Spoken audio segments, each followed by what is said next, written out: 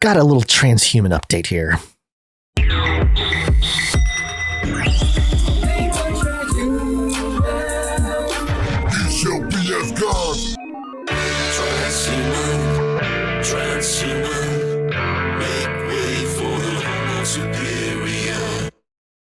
So there was an interview or some kind of live stream that Jared Kushner did recently, and he says something very interesting in it.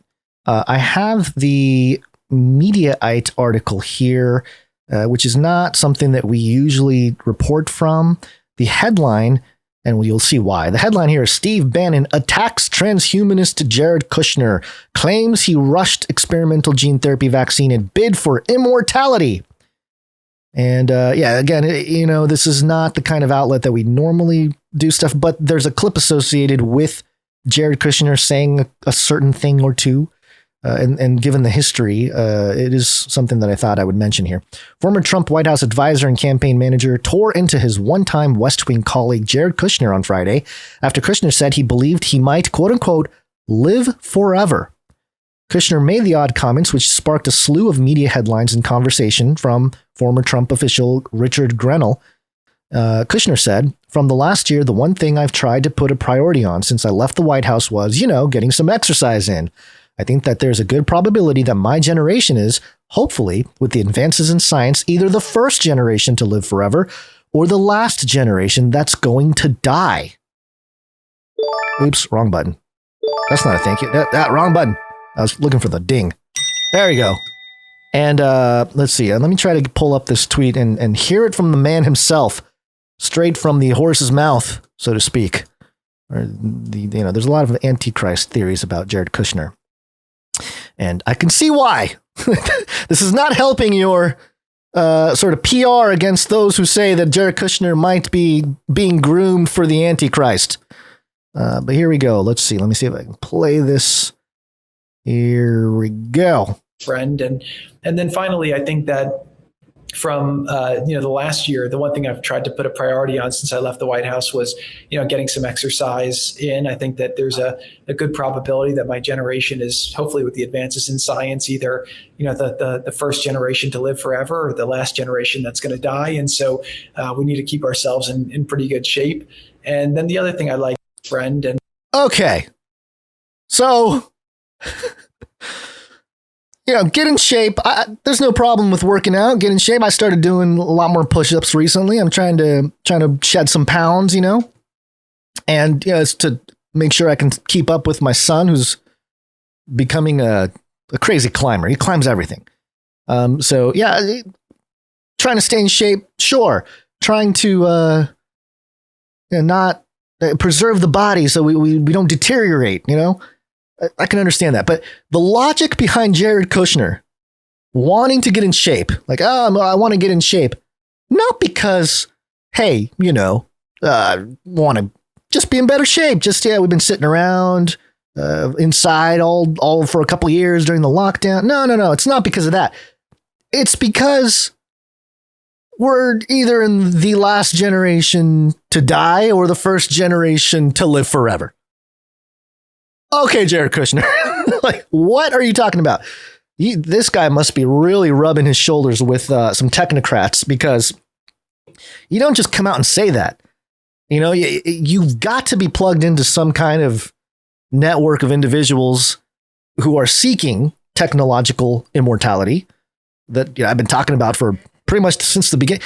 I got to say, the reason why I got so passionate about making content and the Bible and Bible prophecy and all that stuff. I was saved in 2008. I was baptized, or 2007. I was baptized.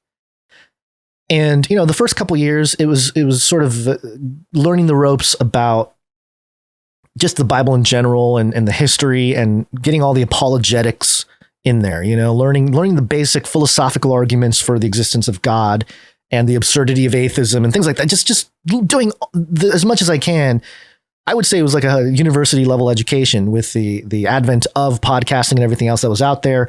Found a lot of individuals, Dr. William Lane Craig, and I can't think of all the names right now. I love David Guzik, although he's not technically an apologist.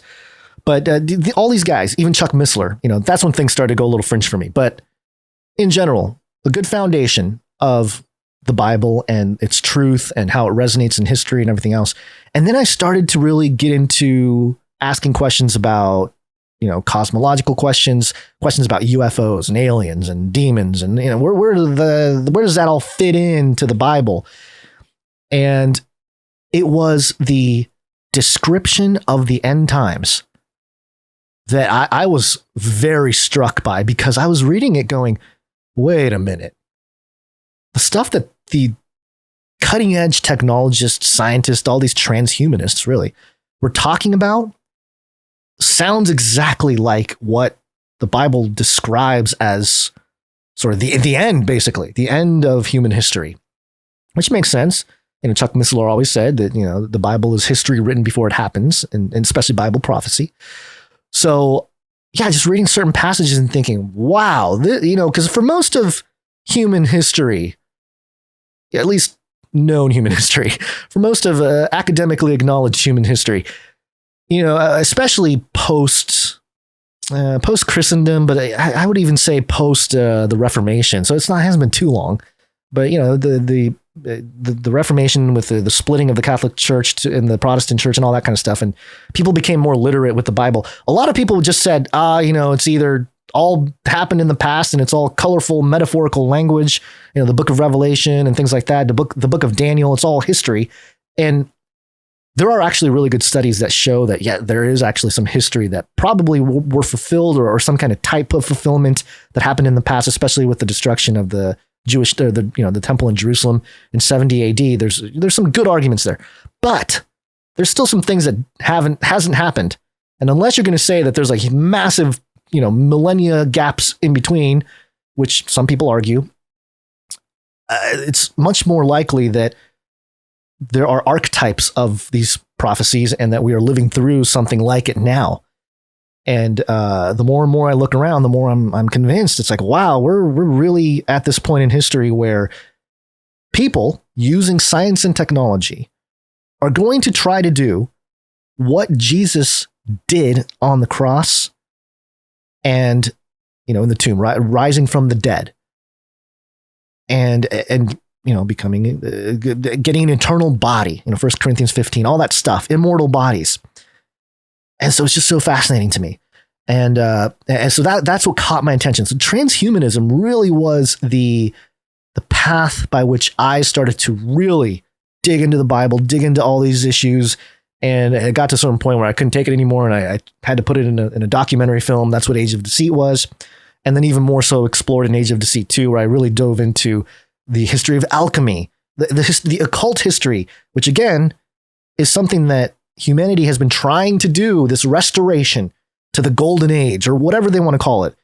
It's all the same. There's nothing new under the sun. It's all the same throughout history ever since the fall. And looking at the attempts, how close perhaps they got post-flood at the Tower of Babel. And, there are arguments about what kind of technology existed back then or whatever. But in terms of the general heart of man trying to reach heaven and God saying, no, not yet. That's not how this is going to play out, and confusing the languages.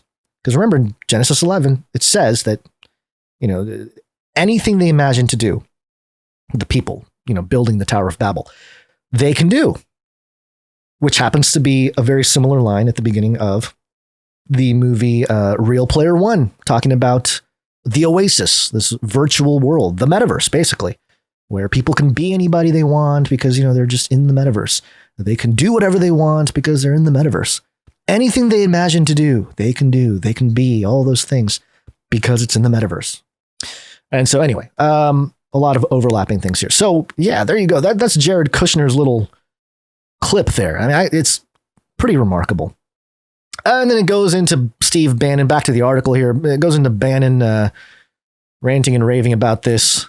He said on, what is this? Gitter? Yeah, Gitter. Still think that's a horrible name for a social media platform. But I guess he said on Gitter, Transhumanist who believes it's a real possibility that he could live forever and never die, put himself in charge of Project Warp Speed, the effort to rush an experimental gene therapy / vaccine through trials towards emergency use authorization. Now things begin to become clear. Now, let me point out something about Steve Bannon here and just his comment. He says here, a transhumanist who believes it's a real possibility that he could live forever and never die. Now, just taking that quote in context, what does a Christian, a follower of Jesus Christ, what do they believe? Do they believe in eternal life, that they'll live forever and never die? You know, the body might die, but, you know, we're given new bodies. So, I don't know. There's just something there where Steve Bannon, I know there's a lot of Christians that like Steve Bannon, but I'm just saying the shade here being thrown at the transhumanist is, oh, he thinks he could live forever and never die, which is kind of the same thing that Christians believe. So just a small, detailed, nuanced thing there, but I want to point that out because it's easy to just defend a guy like Steve Bannon. It's like, oh yeah, he's, you know, he supported Trump and he's, you know, trying to drain the swamp and all that kind of stuff. But you know, we're equal opportunists here when it comes to criticism. And you know, I don't particularly know exactly Steve Bannon's faith, and I haven't been following him enough to truly know. Maybe somebody in the chat or somebody in the comments can clarify his worldview there. And then it goes like this. Encyclopedia Britannica defines transhumanism as a social and philosophical movement devoted to promoting the research and development of robust human-enhanced technologies. Yeah, and then it talks about Alex Jones and DeSantis and everything else. Not a lot of substance here, but you get the point. The thing I wanted to bring out is that quote from Jared Kushner, because it is quite remarkable that he wants to work out because, hey, we might have the technology to live forever. And I have to say that, you know, we here have always been kind of the weirdos. Like, I was talking to a close friend of the show last night on the phone, and I was telling him how when everything shut down, like when they started to really shut down everything at the beginning of COVID, I had to, especially the months leading after and stuff like that, I had to fight my pride. I really had to be like, okay, it happened. You know, what do we do from here? Because there was a part of me that wanted to just say, I bleeping told you, world, that this thing was planned and it's going to happen. They're going to do this thing and try to pull off this thing. This is like change and all the stuff, the reset, whatever you want to call it. So there was that real sense of, I called it, we called it, you know, as not just me, as a community of people that have been saying for many years, and not just us and not our generation. I mean, I'm talking generations prior, who have said stuff like that. We were right about this, at least this pandemic thing. And I really had to fight my pride because at a certain level, it was just like, man, come on, we've been saying this.